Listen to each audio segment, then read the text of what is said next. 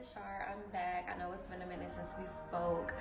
I just wanted to give you guys some tools for the new year and to also wish everybody a happy new year's with blessings and prosperity. So I wanted to share some of my trials and tribulations that I've learned in my year. It's been a crazy year, but I wanted to share them with you guys and hope that y'all can relate or that it can help you eliminate certain experiences or things that you may go through in this upcoming year. And this is something I continuously pray for, is understanding the difference between a distraction and a blessing.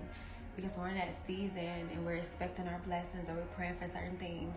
Sometimes the enemy come in the shape or form of everything we may have ever wanted, and sometimes we have to really, really be cautious and pray harder because sometimes it's hard, Sometimes it's hard for me to be able to distinguish the difference because it's like, this is what I want, but sometimes it can be a distraction. And I feel like in this new season, that's something that we really need to be cautious for because the enemy, he just comes to this wolf in sheep's clothing.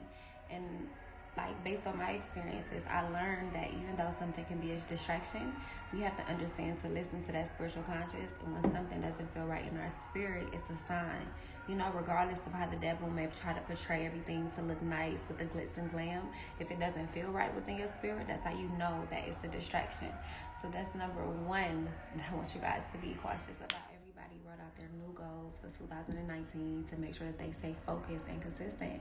And even if you had goals from 2018 that didn't make the list, put them back on there. Because me, myself, I personally have about 3-4 things that I didn't really accomplish in 2018 that I need to focus on in 2019.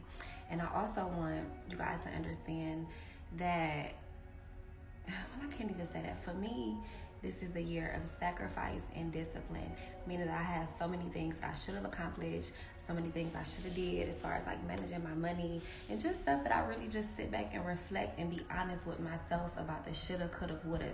Because if you're not honest with yourself, you'll keep making the same mistakes. So with it being my year of discipline, I'm trying to not go out as much. You get what I'm saying? To spend that time partying, smoking hookah based on my goals, my books, and the things that I want to do. Just really just focus. Like really getting the things done because I feel like 2018 and the previous years has been a lot of pleasure, So it gets to the point where it's just like, okay, what have you done thus far? You're doing good for yourself. You're young, you got it going on, but let's get them goals together. Let's knock them down.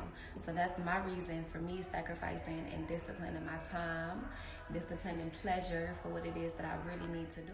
And just as much as we want to accomplish all our goals in 2019 to be the best year yet, it will be. I also feel like you guys need to prepare ourselves, yourself, myself, for those trials and tribulations, because sometimes, even though, like I say, me and God is like this, I go through so much, and a lot of times in the midst of those trials and tribulations, we don't be silent and just wait. We sometimes feel like, God, why would you allow this to happen to me?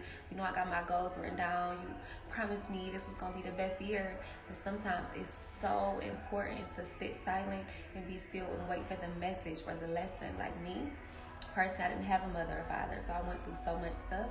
But one of my greatest strategies is that I reflect. I be so real with myself, and when I go through something, my faith is so high. It's just like, okay, this is my father. He won't allow me to go through anything without it being a lesson or a reason. You feel what I'm saying? So it's kind of like in comparison to the gamers. Like when you play in a game, you have a character and he may die like 5 times, but in the midst of him dying, you have to work on his strengths, whatever type of game it is, whether it's communication, you playing the Sims, whether it's his stamina, whatever it is. That's kind of like how God do us.